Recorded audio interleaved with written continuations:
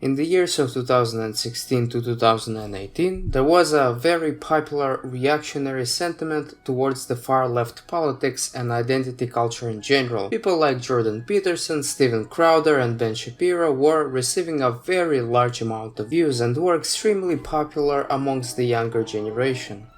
At the time, I thought that the right was the new punk rock in the West, a rising political ideology that will win and overtake the left in the culture war. However, the time has passed and it is August of 2020. The political leftist YouTube channels have grown in sizes, while the right channels have been demonetized and deplatformed, and many centrists who previously aligned themselves with the right are now supporting Black Lives Matter movement and pandering to the left in the culture war. Yet many people to this day refuse to believe that the right is becoming unpopular with the younger generation and that the left is continuing to dominate political and cultural discourse over the Generation Z.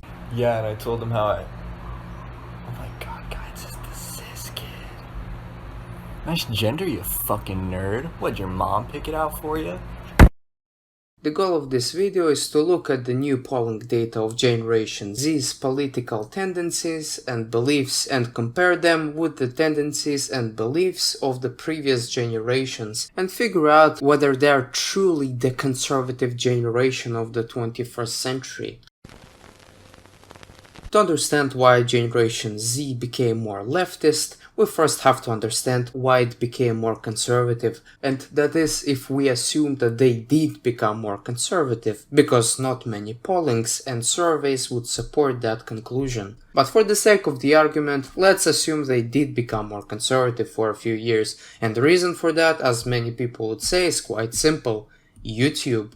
Or to be more precise, the anti-SJW content or a pipeline, which on its surface is a series of reactionary videos towards the quote-unquote anti-racist videos like 20 questions black people have for white people, and after consuming those types of videos, moderate viewers that have not previously have been exposed to any political views tend to adopt conservative views due to the general depiction of the left in those videos. Another factor is the sense of conservatism to be persecuted or suppressed, which has pushed many Generation Z to rebel against the perception of the cultural norms and essentially become conservatives themselves because it is considered to be cool and unique. And finally, the prominence of cancel culture inside the leftist political camp that has alienated and continues to alienate many people who are liberal or moderate.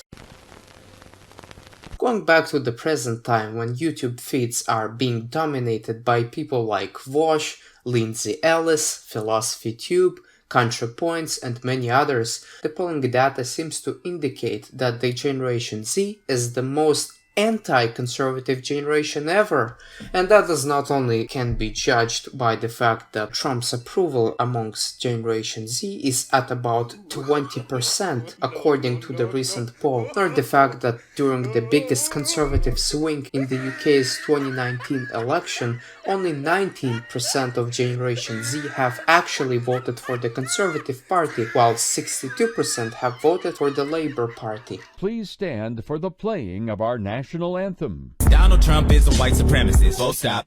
If you vote for him again, you're a white supremacist. Full stop. Generation Z's political and cultural beliefs are more lefty than any other generation before, with the strongest opposition to gender, a strong support for immigration, a strong support for the intervention of the government into the economy, and the lowest sense of importance of religion recorded ever in history. And the reason behind me recording this video were people who would claim that conservatism is on the rise or that the establishment is somehow scared of the right's resurgence, and funny enough that ironically happened at the same time as movements like Black Lives Matter were giving institutional and mainstream support amongst the wider society, but at its core were not some evil corporatist elite, but the Generation Z who have 79 to 90% approval for the Black Lives Matter movement, depending on the poll you are looking at, while at the same time the support for police amongst Generation Z was negative,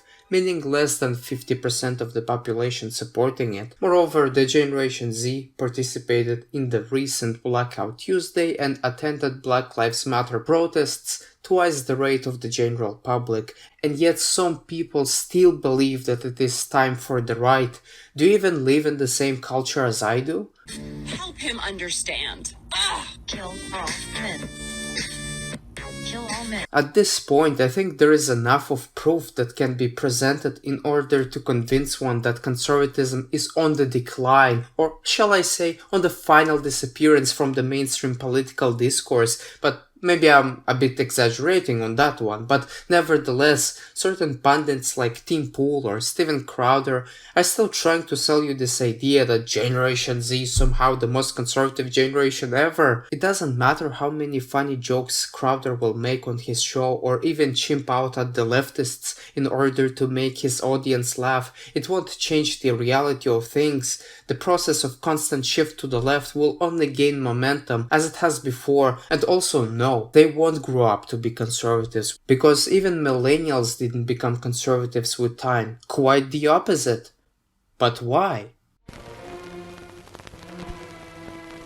There are many reasons to it, but I'll mention only one, for the sake of making this video short of course, and the reason is a solid leftist hegemony over the production of culture and information, especially when we're talking about a popular culture or institutions of knowledge that predetermine our culture and norms, essentially. Think about it. When was the last time a conservative equivalent by popularity to Cardi B, let's say, has criticized anything at all that the left would do or pushed a right-wing perspective?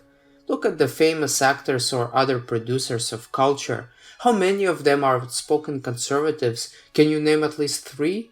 Is it Dean Cain, Christy Swanson, William W. Barbour? And who the hell are those people anyways? Never even seen them, but they are listed as the top 3 Republicans on IMDb. Don't you think people look up to celebrities? They absolutely do. And the celebrities tend to reinforce the popular ideology, and we both know which one it is. But you might respond with, but Ubersoy, those are stupid sheeps. What else can you expect from them? And who listens to celebrities anyways? Well, it is not only celebrities, but are people who institutionalize and spread knowledge, for example, your professors. It is estimated that currently the United States has less than 10% of professors that are open conservatives, and this number is getting smaller and smaller with every passing year, while at the same time the leftist professors would push their agenda on their students. Here's an interesting example with social science, in which it is estimated that about 20% of all professors are open Marxists, while about 45% would describe themselves as to be radical or an activist, that being the most indoctrinated discipline on all of Western universities, especially when you compare it to health sciences, in which only 1.2% of people are activists. And when I say activist, I think we both know for sure what kind of activists they are and what kind of implications should we expect from their activity. I'll go back to crack. Here's $20. Imagine bragging about killing a child. You know, couldn't be me. And I'll kill it again.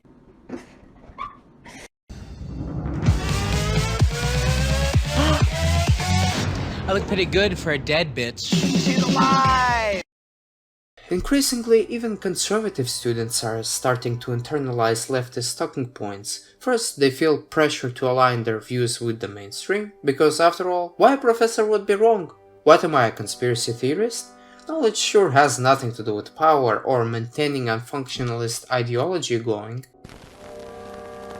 So the point is, ladies and gentlemen, is that we are a tribal species that are collectivistic in their nature, who are getting our opinion from being socialized as opposed to being free thinkers. I'm sorry, but it is how the things work. You would not even think about adopting a worldview that is widely not accepted in society, because that will make you an outcast. But if it was accepted on the other hand, or should I say normalized, then you would consider adopting such a worldview, assuming you didn't automatically do that through the process of socialization.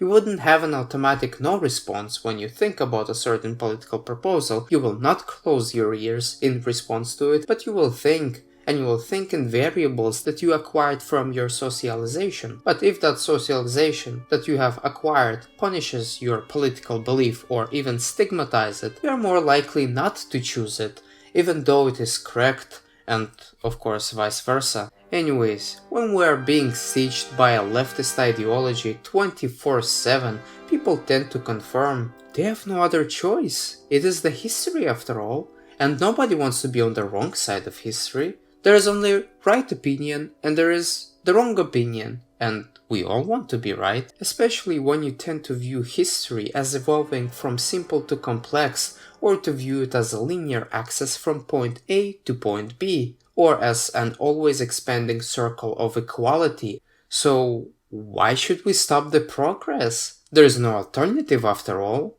or is there?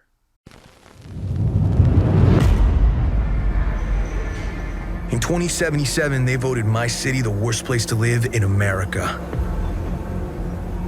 Main issues: sky-high rate of violence, and more people living below the poverty line than anywhere else.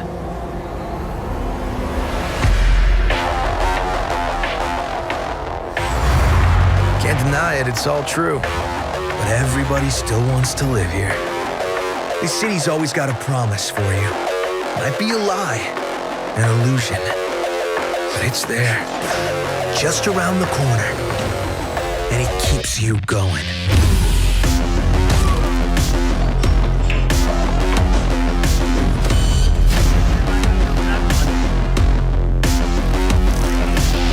It's a city of dreams, and I'm a big dreamer.